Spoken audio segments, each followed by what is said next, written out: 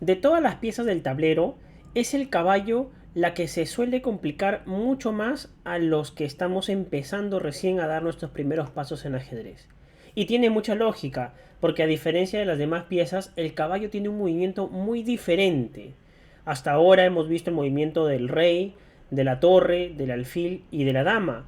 Todos de alguna forma utilizan líneas rectas, algunos columnas y filas, otros solo diagonales y otros ambos, la combinación de columnas, filas y diagonales. Pero el caballo no, el caballo es la única pieza que no utiliza líneas rectas para moverse, sino que hace un movimiento en forma de L.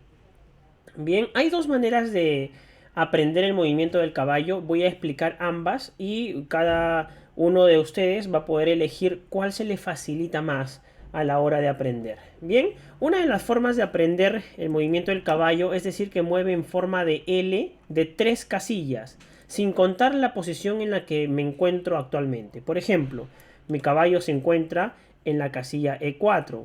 Si yo quiero formar una L, esta L la puedo hacer en cualquier sentido, una L hacia arriba, una L hacia abajo, una L invertida. Bien, no importa el sentido de la L, pero se forma como una especie de letra L. Por ejemplo, una L de 3 casillas moviendo el caballo hacia arriba.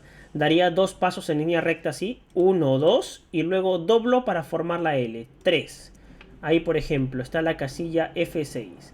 No es que me pueda mover a cualquiera de esas casillas de la L, no, me voy en donde termina la L, por ejemplo, a la casilla F6. Quito estas dos de acá y ahí tenemos un posible movimiento del caballo.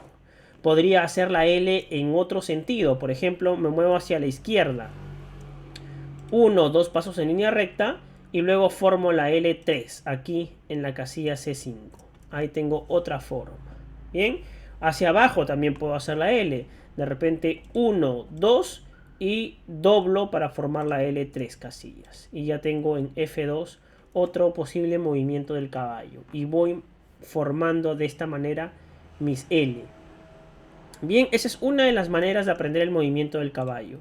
A algunos les es más fácil pensarlo de esta manera.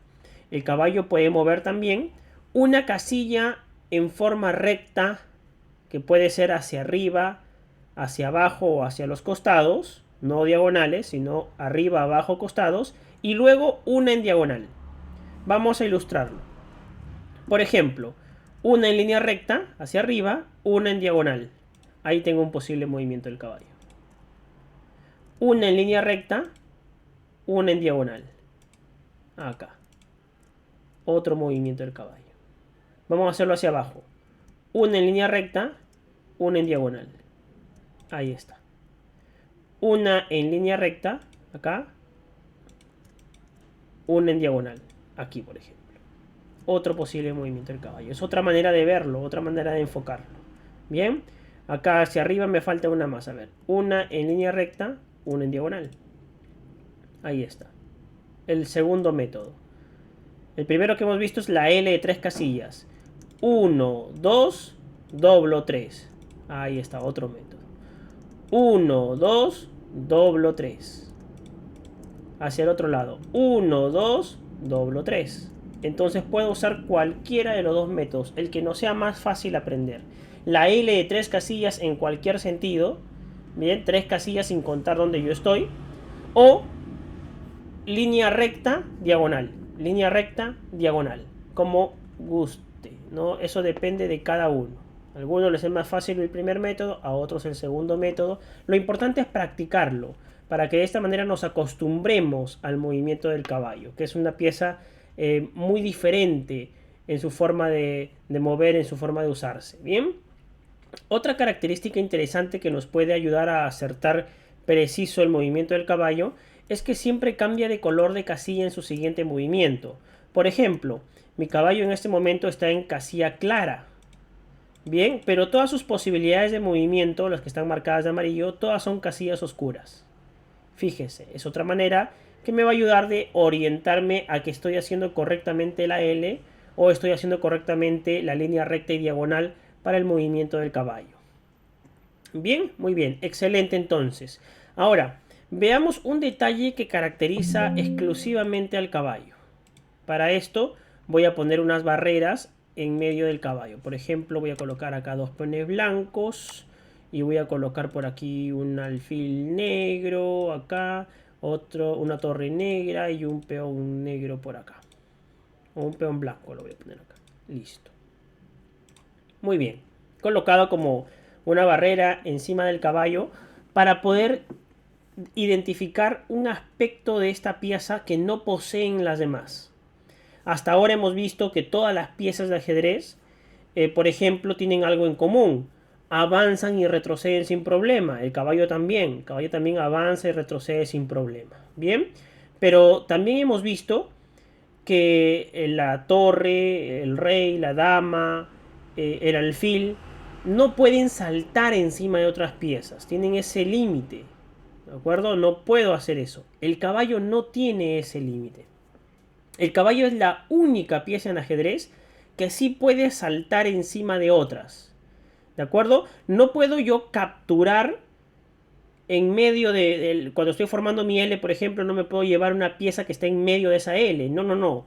¿Ya? Eso, la captura lo vamos a ver en breve. Pero sí puedo saltarlas. Por ejemplo, si yo hago el método de la L, aquí estoy en E4. Una L sería 1, 2 y doblo acá 3. Fíjense, estoy saltando encima de la torre. Sin problema, pero mi caballo se queda en la casilla donde termina esa L. No puedo capturar a las piezas que están en el trayecto, en el medio de esa L. No, ahí ya moví el caballo, por ejemplo. ¿De acuerdo? Salté encima de otras piezas que pueden ser propias o piezas del rival. Ningún inconveniente en saltar. Esa particularidad solo la posee el caballo. ¿Bien? Muy bien, ahora hablemos de la captura. Hablemos de la captura. Vamos a colocar, por ejemplo, el caballo acá. Y voy a colocar algunas piezas del rival. Aquí voy a colocar otro caballo y voy a colocar un alfil por acá. Y voy a colocar una torre por acá. Bien. Vamos a ver. Hagamos el método de la L. ¿De acuerdo? A ver, por ejemplo, mi caballo está aquí en esta posición. Si yo formo una L hacia arriba, puedo hacerlo así. 1, 2 y doblo la L 3. Fíjense que he marcado todas las piezas enemigas. Significa que yo puedo capturar a las 3 piezas, porque están en la L del caballo. No. Solamente puedo capturar en donde se mueve, en donde queda la posición final del caballo, al término de esta L. Es decir, el peón y el caballo enemigo van a quedar intactos, pero el alfil sí lo puedo capturar. Ahí está. Sí puedo capturar a ese alfil. Bien, yo podía hacer también otra L de esta manera. 1, 2 y doblo 3. Y puedo capturar esa torre. Ahí estoy capturando la torre. Y ya está, ¿no? Entonces, esa manera de aprender la L nos puede ayudar muchísimo, ¿no? El 1, 2, 3 para doblar, ¿bien? O si lo queremos hacer usando el método de la línea recta diagonal, también podemos hacerlo. Acá, por ejemplo, línea recta diagonal. Y estoy capturando el alfil. Y ya está, ¿no? Entonces, de esa manera puede capturar esta pieza tan particular, ¿de acuerdo? Tal y como juega, no en el camino, no en el trayecto de esta L. Bien, como el caballo es una de las piezas que se complica más al inicio, ya lo mencionamos, sería muy importante que nosotros practiquemos el movimiento de esta pieza. Que tratemos de usarla dentro del tablero, que realicemos algún ejercicio que puede ser en algún libro, en algún programa que usted encuentre, en el internet hay mucho material, de repente puede buscar allí el movimiento del caballo y practicarlo un poquito. Bien, también estamos dejando nosotros ejercicios propios para que usted haga un repaso de cada lección. Revíselo con calma, por favor, pero siempre es importante mayor material de repaso para poder acostumbrarnos al movimiento de esta pieza tan particular. Listo, muy bien. Ahora sí, pasemos al último movimiento que nos falta ver, que es el movimiento del peón.